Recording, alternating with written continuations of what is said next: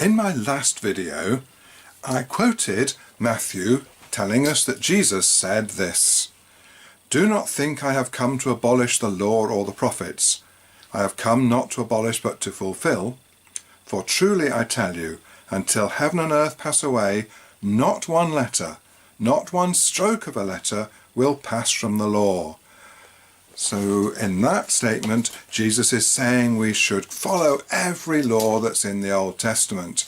So I just thought you might be interested to hear about some of the laws that are in the Old Testament, and some of them are a little bit strange.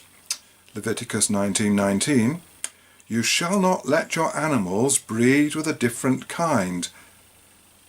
Well, obviously cows aren't likely to breed with sheep or with chickens, but this does mean you can no longer have mules, so horses and donkeys can't breed. You shall not sow your field with two kinds of seed. Why not? You can't have wheat and barley in the same field. Okay. "Nor shall you put on a garment made of two different materials. So if you're wearing polyester cotton, take it off straight away." Oh, here's a funny one from Deuteronomy. "If one of you becomes unclean because of a nocturnal emission," he's talking about wet dreams for those of you who don't know, "then he shall go outside the camp. He must not come within the camp. When evening comes, he shall wash himself with water, and when the sun has set, he may come back into the camp." Actually, I realise I've forgotten to warn you. You probably noticed that this video is called Crushed Testicles.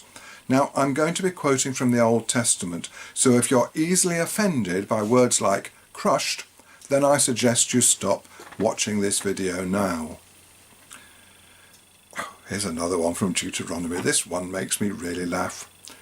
"If two men get into a fight with one another, and the wife of one of them intervenes to rescue her husband from the grip of the other by reaching out and seizing his genitals, you shall cut off her hands." No, sorry, that's wrong. Only one. "You shall cut off her hand. Show no pity." Right, that started off as being hilarious, but now it's getting rather nasty, isn't it? "If a man has sex with an animal," Leviticus 20, "he must be put to death." Having sex with animals isn't really a good thing, I agree, but death? "The animal must be killed." Oh, the poor animal must be killed as well. What's the animal got to do with it? Really sad.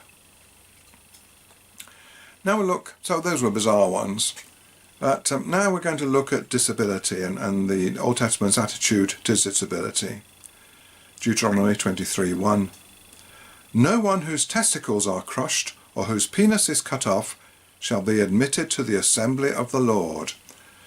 Obviously God doesn't like testicular cancer, apparently.